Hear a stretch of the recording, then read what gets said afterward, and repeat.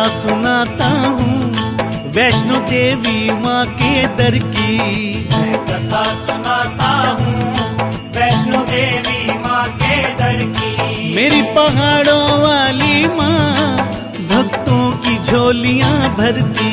मेरी पहाड़ों वाली माँ भक्तों की झोलियाँ भरती।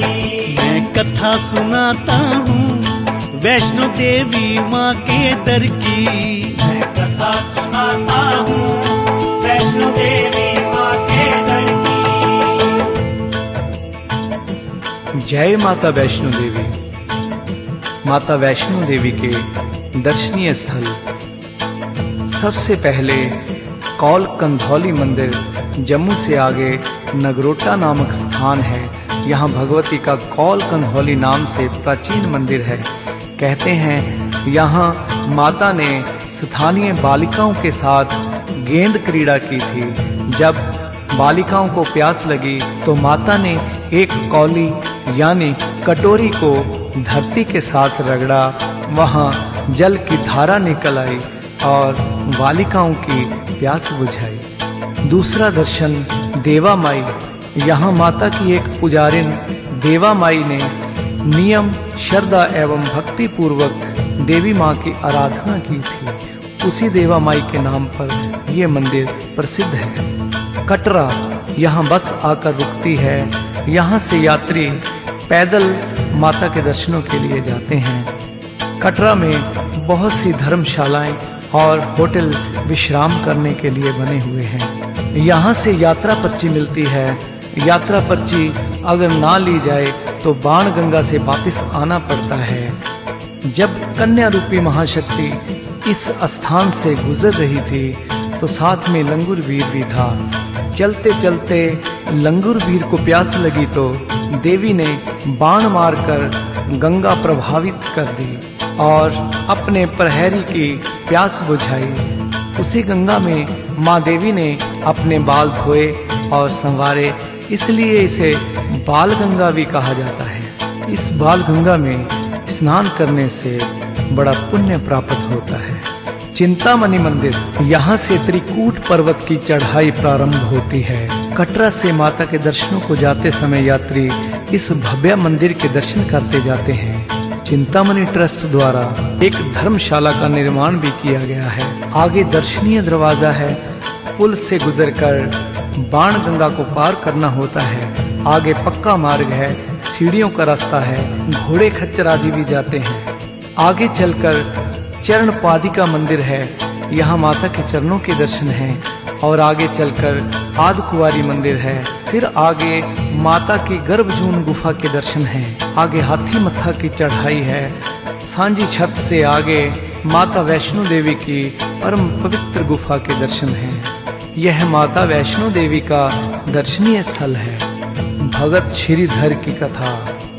माता के अवतार धारण की कथा तो वेद ग्रंथों में बहुत विस्तार से लिखी गई है। इसका हम विस्तार नहीं कर रहे हैं, लेकिन एक कथा जो श्रीधर भगत की है हम आप भक्तों को सुनाते हैं। सबसे पहले श्रीधर ने वैष्णो माता के इस स्थान की पूजा करनी आरंभ की थी। कटरा से लगभग 2 किलोमीटर दूर हंसाली गांव है। श्रीधर जी इसी गांव के निवासी थे।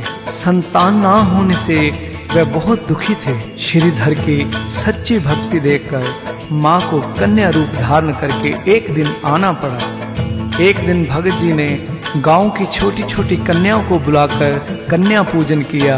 उन्हीं में जगन माता भी कन्या बनकर आ गई। भगत श्रीधर की दृष्टि उस महादिव्य रूप कन्या पर पड़ी तो भगत जी विस्मय में डूब गए, क्योंकि यह कन्या उन्होंने पहले कहीं देखी नहीं थी। बाकी सभी कन्याएं दक्षिणा लेकर चली गई, पर वह कन्या वहीं बैठी रही। श्रीधर जी ने उस कन्या से कुछ प्रश्न करना चाहा तो कन्या पहले ही बोल पड़ी। कन्या ने कहा, आप एक विशाल भंडारे का आयोजन कीजिए। आसपास के सभी गांवों को आदेश दे आओ कि हमारे यहाँ दोपहर को महान भंडारे का आयोजन किया जा रहा है। इतना कहकर कन्या लुप्त हो गई। श्रीधर जी विचारों में डूब गए। आखिर ये कन्या कौन थी हो न हो यह जरूर कोई शक्ति थी। भगत जी भंडारे वाली बात से परेशान हो गए, परंतु उन्होंने कन्या वाली बात को मुख्य रखा और आसपास के गांव को निमंत्रण देने के लिए निकल पड़े। श्रीधर जी आदेश देने एक गांव से दूसरे गांव जा रहे थे, तो मार्ग में उन्हें एक साधुओं का दल मिला। तो श्रीधर जी ने साधुओं को प्रणाम किया और साथ में भंडारे में पधारने के लिए कहा। भैरवनाथ जी और उनके 360 चेले दूसरे दिन श्रीधर जी की कुटिया में आ पहुंचे। श्रीधर जी चिंता में डूबे बैठे थे, तो उसी समय वही दिव्य कन्या प्रकट हो गई। तो कन्या ने श्रीधर जी से कहा, जाओ जाकर योगियों से कह दो कि कुटिया में प्रवेश करें। तो भैरवनाथ ने कहा, हम इतने सारे इस छोटी सी कुटिया में कैसे प्रवेश कर सकते हैं। तो कन्या ने कहा, आप चिंता मत करो, आप प्रवेश कीजिए। जब साधुओं का सारा दल उस कुटिया में बैठ गया, तो कुटिया में फिर भी बैठने के लिए जगह बच गई। तो भैरवनाथ सोचने लगा, ये कन्या कोई मामूली कन्या नहीं है, ये तो कोई शक्ति है। भैरवनाथ ने उस कन्या की परीक्षा लेनी चाहिए। जब कन्या सभी भक्तों को भोजन परोस रही थी, तो भैरवनाथ ने कहा, जो ये सारे भक्त भोजन कर रहे हैं, ये भोजन हमें नहीं चाहिए। तो कन्या ने कहा, आपको क्या चाहिए। भैरवनाथ ने कहा, हमें तो मदिरा और मांस चाहिए। उस दिव्य कन्या ने कहा, यह एक ब्राह्मण के घर का भंडारा है, यहाँ वैष्णव भोजन मिलेगा, यहाँ मांस और मदिरा नहीं मिलेगी। तो भैरवनाथ ने क्रोध में आकर उस कन्या को पकड़ना चाहा, तो कन्या अंतर ध्यान हो गई। भैरवनाथ ने योग विद्या से देखा कि कन्या पवन रूप हो त्रिकूट पर्वत की ओर जा रही है। भैरव ने पीछा किया, वह कन्या दर्शनी दरवाजा, बाण गंगा, चरण पादिका आदि स्थानों से होती हुई आदि कुआरी वाले रास्ते गर्भजून में प्रवेश कर गई। गर्भजून में कन्या महाशक्ति ने 9 महीने विश्राम किया। गर्भजून से निकलकर अंत में कन्या मुख्य गुफा में प्रवेश कर गई। माता ने लंगूर वीर को पहरेदार बना करके खड़ा कर दिया। जब भैरव अंदर जाने लगा, तो लंगूर वीर ने उसे रोक लिया। कई वर्षों तक लंगूर वीर के साथ भैरव का युद्ध होता रहा। फिर महाशक्ति चंडी का रूप धारण करके बाहर आ गई और गुफा के बाहर भैरव का वध कर दिया। भैरव का धड़ वहीं पर गिर गया और शीश कुछ दूर जाकर गिरा। यहाँ भैरव का शीश गिरा, वहां पर अब भैरव मंदिर बना हुआ है। भैरव की आवाज आई, आदिशक्ति कल्याणकारिणी माँ, मुझे मरने का कोई दुख नहीं, क्योंकि मेरी मृत्यु जगत रचयिता माँ के हाथों से हो रही है। सो हे मातेश्वरी, मुझे क्षमा कर देना। माँ, मुझे अगर आपने माफ ना किया तो आने वाला युग मुझे पापी कहेगा, मुझसे घृणा करेगा। माता ना हो को माता। माता ने माँ का शब्द जब बार बार भैरव के मुख से सुना, माता तो दयालु है, माँ सदा अपने शरणागत की रक्षा करती है। जग कल्याणी मातेश्वरी ने उसे वरदान दिया कि मेरी पूजा के बाद तेरी पूजा होगी।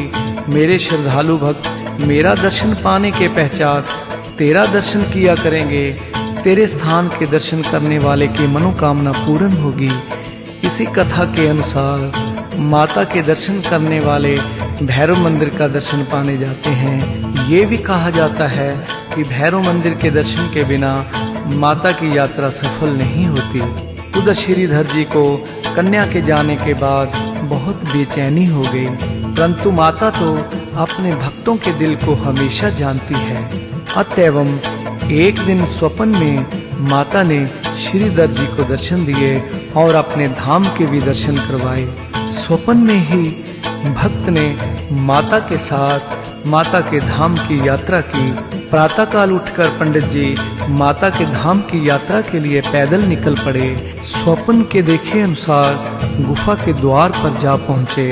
वैष्णो माता जी के साक्षात दर्शन किए, अपना जीवन धन्य बना लिया। श्रीधर जी ने हाथ जोड़कर जगदम्बे की आराधना की। माता ने उसे 4 पुत्रों का वरदान दिया और आदेश दिया कि तुम्हारा वंश मेरी पूजा करता रहेगा, सुख शांति की प्राप्ति होगी। इसलिए आज तक उन्हीं का वंश माँ की पूजा करता आ रहा है। इसके बाद श्रीधर जी ने गुफा का प्रचार किया। भक्तों की मनोकामना पूर्ण होने लगी।